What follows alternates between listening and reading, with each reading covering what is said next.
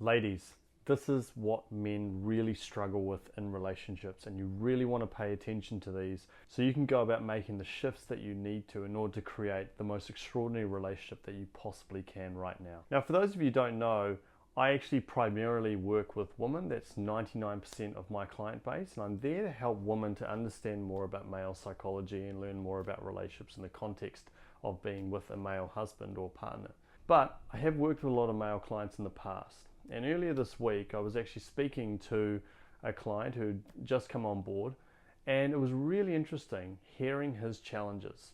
And this was a guy, lovely guy, beautiful heart, but was feeling so much pain and so much frustration within his marriage, and has been feeling like this for a long time. And as I heard the problems that he was going through, I felt that this information could be absolutely beneficial for so many of the ladies out there to understand the challenges that are going on within a man's mind within a relationship, and not just within a relationship but in life in general.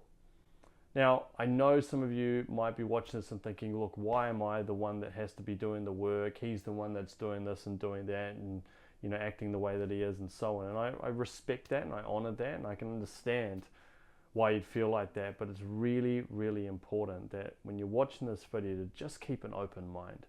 Doesn't mean you have to agree with everything I'm saying, but just keep an open mind and always ask yourself, is there something that I could maybe be doing better as well on this journey? My job as a human being is to become the very best version of myself. And part of that is saying, how can I come from a place of empathy and love whilst carefully setting the right boundaries within this relationship, which ultimately in the long run will lead you to a place where either the marriage starts to improve, or you then get to a place where you say, look, this is not the right person for me anymore, and that's totally okay. Now, the first challenge is this lack of feeling free emotionally within themselves. Now, what this refers to is that, you see, some of the times when I speak to women, they often misconstrue this idea that men want freedom. Now, yes, absolutely, men want to feel this idea that they want to do what they want, when they want, in the way they want, and so on. But it's more about the emotional experience with freedom. They want to feel emotionally free within themselves. Now, how that plays out is a lot of guys in relationships, they're often really, really afraid to say certain things, speak their truth, share what's going on internally within themselves, especially if it might be something that might trigger their partner and so on. They're afraid to do these things, so they're constantly tippy-toeing around. Now, I know the same experience might be occurring for you, and I completely respect that, but I primarily work with women, and so I wanted to give you some context around the male psychology piece. And so these guys will often be a little bit careful and a bit uncomfortable about sharing some of the things that they want to say. So what do? They start shutting down. And when they shut down, they get almost resentful on the inside, like, oh, it's always no point bringing up any of this stuff because she'll just get angry at me or pissed off, or she'll go quiet, or she'll start crying or whatever.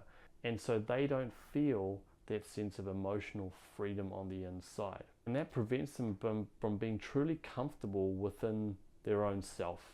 And that's a really, really difficult experience. Now, you are going to come across some men who are the complete opposite, who just say it how it is, and no matter what the consequences are, they'll just do it. But I will tell you now, a lot of really good men, guys who have fundamentally good values, are often very, very afraid of saying the things that they want to say in the relationship. And it was really interesting because that guy I was speaking to earlier this week, he'd been having some challenges with drinking, a long time ago. And he's managed to curb that habit. But one thing that he said was, the reason I was drinking was because it made me feel completely free. I felt uninhibited. I felt like I could just speak my truth. I felt like I could just say things the way in which I wanted to say, which was fascinating in and of itself. And this is the reason why people often gravitate towards substance abuse and so on, because it's the emotional experience that they have and the freedom that they get that often drives them to engage in some of those behaviors. A lot of guys want to feel that emotional freedom. They want to be able to go up to their partner, and not in an aggressive way or an angry way, but just be able to feel comfortable saying the things that they actually want to say. and actually questioning things or challenging ideas and so on, and be okay with that. And I think that's a really positive thing for both parties. If you can engage in healthy discussions, relationships are not about just always being happy and wonderful and joyful and connected all the time. It's about learning to actually have discussions, sometimes have arguments and so on, and be okay with that and embracing each other's viewpoints rather than constantly getting triggered by the things that that person is saying. For example, if one person has one political point of view and another person has another political point of view, a lot of the times this can cause so many problems in the context of a relationship, because we're talking about our own values and another person who is basically supporting a different ideology or a different set of beliefs which challenge what's going on the inside within us. But actually it's really important and really healthy to allow those different beliefs to occur so that we can learn off each other. It's a positive thing. So we need to actually engage more of that. And that kind of once again ties into the emotional freedom piece, because a lot of men will get to a point where they will have suppressed a lot of their emotions and suppressed some of their beliefs and thoughts, used outlets like their friends and sporting environments and so on to express themselves, but don't feel comfortable at home. And then those problems stack and stack and stack over time, and then they hit that tipping point and it's like, I'm done. Look, I'm sick and tired of always having to be real careful about what I say around you, and I'm shutting myself down all the time. I don't want that anymore. And look, as I said, that doesn't mean that you haven't had your own experiences of that or anything like that. I'm just giving you a male's perspective in that experience. Now, the second point that he was making is this feeling of just not being desired. Now, look, this is not just about sex. It's about the feeling of having his woman genuinely want to be with him physically, to admire his physical characteristics, to be attracted to him, not just also on the physical level, but also on the emotional level, which can help to improve the attraction from a physical perspective. And guys want to feel that way. They want to feel like their woman actually wants to make them feel good. And yes, this is absolutely ties into the intimacy component as well. And part of this is about, for a man, it's not just about the sex piece. It's about the feeling that his woman is completely opening himself up to her, that she's leaving herself completely vulnerable, and that she's completely allowing him to step up and make her feel good and make her feel pleasured and all of that stuff as well. That whole experience is really, really important. Now, the challenge here is that in my experience, what I've found is that with clients, a lot of the emotional needs are not being met for the woman, and so then the woman don't feel comfortable and they don't feel the desire to want to actually engage in the physical intimacy piece, but the man wants the physical intimacy piece. So therefore it's almost like a situation where that's being shut down.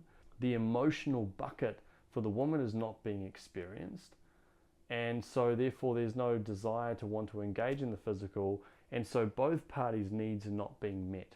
And that's where communication is really important. It's really important to be able to share where you're at emotionally. What are the things that you're actually needing? And I think it's also important that someone also takes the lead on those conversations. And I'm putting this on you because you're kind of watching this video, but I think it's very, very important that someone does take the lead and say, look, I'm ready to actually try and create something amazing for us.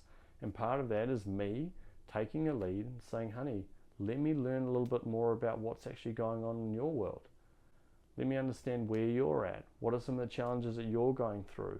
And then you can start to have a conversation, and your own emotional bucket can start to be met more, and you can share some of the things that you're needing, and not from a critical point of view, but just saying, listen, honey, this is something that makes me feel really good, and I love that when you do this, and you're the most amazing man I know, and when you actually, when we're spending quality time together, it just fills my bucket up so much. And then from that point, there's going to be more desire to engage in the physical intimacy piece and so on. And so you start to create a better dynamic there. But if one person's holding back, another person's holding back on the emotional piece and the physical piece and so on, then both parties are withdrawing and withholding, and then it's only going to cause problems in the long run as well. And the final point that this man was bringing up was the fact that he always felt criticized.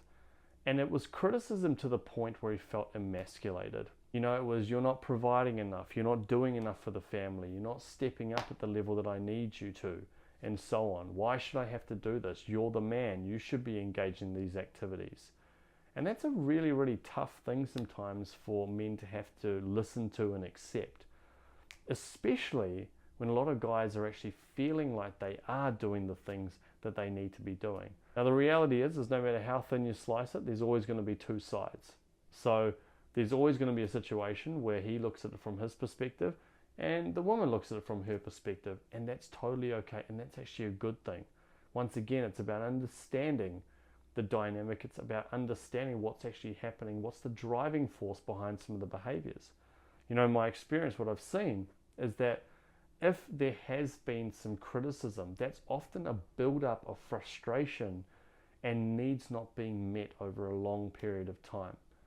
And so this is what I hear from my female clients, is that they might say, look, I was very critical, I was emasculating towards them at times and so on, but that was because my love tank was not being filled. But what I also know, after speaking with men, is that they'll give me a different perspective.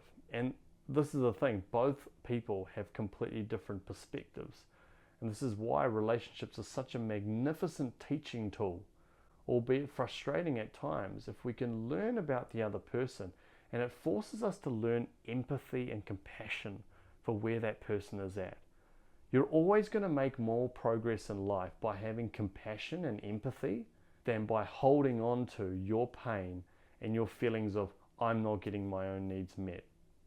It's plain and simple. You will always make more progress.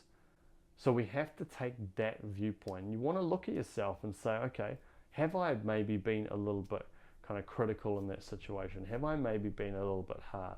And also, what are the areas that he hasn't met my needs in? What are the things that are missing inside of me? And once again, how can I start to have those conversations with him to discuss and really lay it out on the table? I really think it's important to engage in those conversations. And you know, this is where the inner healing part is so important. If we don't address the inner wounds on the inside of us, say for example, wounds of abandonment, wounds of inadequacy and feeling not good enough and feeling rejected, then whatever he says is going to be interpreted through the filters of those wounds. But when you can actually shift that, when you heal those wounds, then what happens is when your partner or significant other actually says something and they speak their truth, you're not going to get triggered at the level that you normally would have. And when you're not getting triggered emotionally, then he's going to recognize that and he's going to go, wow, okay, this is quite cool. This is nice. I can actually speak my truth here and we're not losing it and going off at each other all the time. We're actually just having a beautiful conversation here and learning about each other. And so I would invite you to really look at things in that way, to really say, okay, well, how can I maybe take on this approach of being as honest with myself as I can? Have I been engaging in some criticism? Are there some things that I need to address? What are the areas that he needs to improve in as well? And how can we have some honest conversations about all of that? And, you know, as I said, the emotional piece, the internal work is such an important part of this whole journey. And that's why, you know, my program, The Authentic Relationship System, I go so deep into the mental and the emotional piece, because when you do that healing on the inside, amazing things happen. And so, you know, if the things that I've said so far, if they've made sense, if you want to go a little bit deeper, if you want to get some real healing on the inside and create some real shifts so that you can have the most extraordinary relationship that you possibly can, then I'd encourage you in the description section below, there's a link that just says book a call with me. Just click on that link, choose a time that works for you, and I'll contact you at that scheduled time, just so I can learn a little bit more about your situation, see where you are on your journey, the challenges that you've had to face, and what are the things that we can do here to help you to move forward and to heal and to grow and to create the most extraordinary relationship that you possibly can through my program, The Authentic Relationship System. So once again, just click on that link, choose a time that works for you, and then I'll contact you.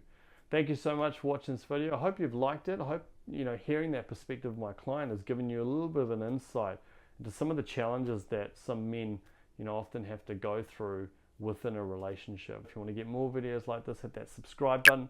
And do let me know what your biggest takeaway is, or if you have any comments or questions or anything like that. I always love hearing the comments and the questions. I'll make sure I respond to every single one of you. And if you want to learn the 4 things that make a man feel like she is the one, click this video above. Thank you so much. God bless, and I'll talk to you in the next video.